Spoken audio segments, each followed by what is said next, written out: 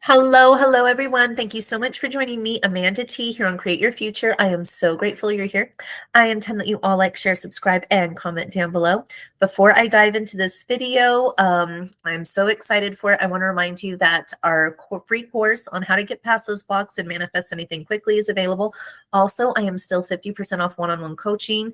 You guys, I am so excited. I know I promised a client success story. It's going to be a personal success story today. Due to the fact that on Thanksgiving, right after my Manifest Your Specific Person for the Holidays video, I hit the SP jackpot. SP, SP, SP. So I had 3 SPs come in on Thanksgiving completely unexpectedly. I had no idea it was going to come. It was really nice. One even showed up to my house actually to see me. And I just say, we just started our family time. I can't come out and see you, but I was really excited. And I'm going to tell you all about that manifestation, because actually, you guys, this particular one of the SPs was a year in the making. So I'm excited to share that. We're going to talk about patience. We're going to talk about persistence, and we're going to talk about mental diet. And the reason I want to start with patience, you guys, is I'm going to age myself here. I'm going to tell you, sorry, I was looking at my notes. I have literally been manifesting as long as some of my clients have been alive. Okay. You don't have to rush your manifestation. You don't have to have a timeline. You don't have to worry about getting it right now. You don't have to worry about what could SP possibly be doing without you. Other women, other men, moving. I understand that you have a timeline, a goal with your SPs, that you want to reach, and you're worried that if you don't have it now, that it's not going to be achievable. Like I said, you don't ever have to worry about time. I've been doing this a long time, and actually the fact that like a year went by during this didn't bother me so much. It actually gave me time to really solidify my mental diet. I am not afraid of that, because I know that when we pick up in our timeline again, it's going to be what I want it to be. So it's nice and smooth. So patience is key. So if it's like a year, or, because I do have clients that have been doing this for like over a year, even longer and stuff like that. In fact, I just got a new client that's been manifesting something for about 2 years.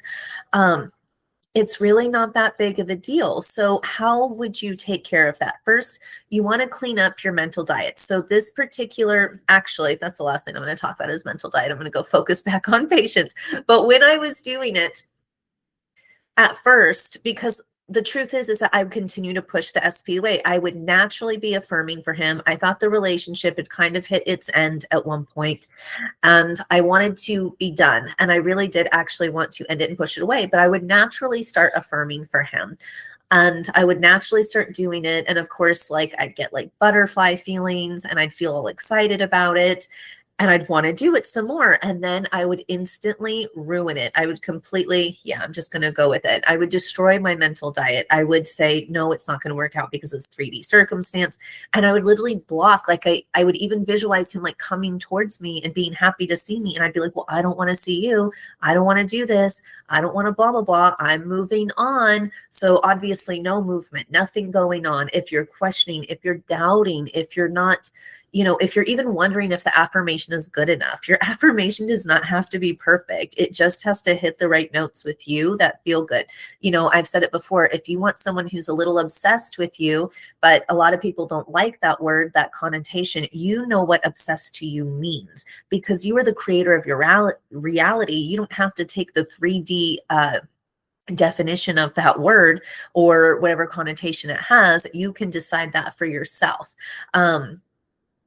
That being said, so I would instantly block any movement because I was trying to move on. I didn't want to deal with it. It was no, no, no, no, no.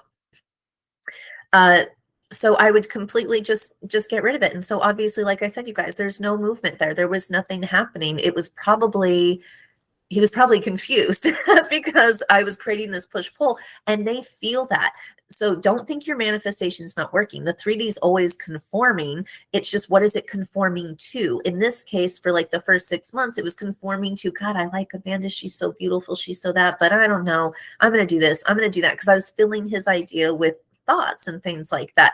But about 6 months later, I realized that even though I'd been trying to move on and see other people or whatever, my brain was always on this person. I wasn't really over this person. I was craving this person. I know you guys know that that's like, so I decided I had to decide what I wanted with this person. I had to choose a trajectory for the timeline, for the relationship, where I wanted it to go. What was I going to choose? And it had to be my most perfect choice, right? Because I've already gotten kind of frustrated with this. I already wanted to move on. So it needed to be crystal clear. I had to be honest with myself. What are my boundaries? What are my desires? What am I, all these things. I made some decisions about it, and then I cleaned up my mental diet. Now, the first thing I always like to do, you guys, I do it with my clients when we do visualizations together. It is how I manifest really quickly.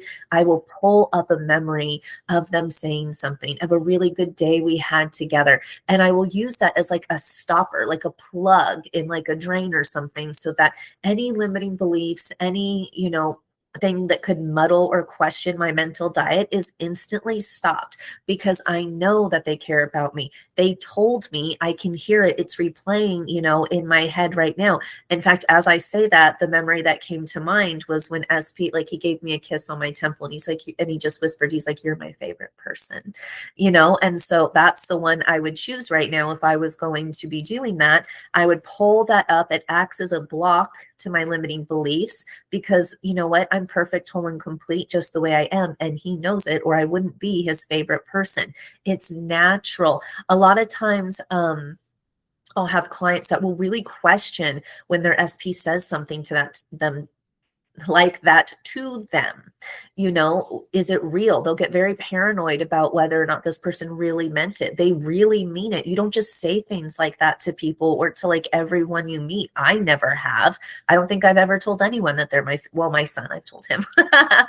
Anyways, so I really, so I decide on that memory, and then I do on that feeling, because it's also embodying the state of the wish fulfilled. Remember that we're in a happy, content relationship now. He's kissing me, telling me I'm his favorite person. And now I'm affirming that SP is so in love with me. SP is obsessed with me. SP is craving me as much as I crave them. SP wants to talk to me. I'm keeping the goalpost close, right? I'm not saying we're walking down the aisle or moving in together or any of those things. If that's what I want, if that's what you want, I'm keeping it to the closest moment, the closest achievement. Kind of like if you were playing a video game, level 1, level 2, you got to keep moving that. So, and then I was persistent in it. Like an athlete, you kind of want to have a schedule in the morning, in the afternoon, and then at night. Sometimes just in the morning is okay, or at night, especially if you're busy. Being present actually can move things, because then you're not worried. You're not holding on to your manifestation. You're not desperate for your manifestation. You're not so overly focused on it that you're actually, a lot of clients get frustrated. They get angry because they feel stuck, because they feel like nothing's happening, and they're focusing all their time on it. Stop focusing all your time on it then. You don't need to. You don't need to. You don't need to. Anyways, and then I was persistent, like I said, just in the morning, afternoon, or night, when I like to do my scripting, when I like to do my affirmations, when I like to do my visualizations and things, I would visualize the end that I wanted. I would embody that moment. I would visualize the end, and I would affirm. You can do all three at one time. It's not actually that hard. And I would do that. So at about 4 months ago, actually, I decided to speed it up a little bit. I'd been planting some seeds, and I wanted to start seeing some movement, knowing that I still didn't have a goal for when that movement would happen, if it would be like right away. Like, there's still nothing like that. I just knew that, like, okay, this is good. This has really been a good starter. I can feel, the mental diet and stuff like that. Everything's clearing up. It's really good.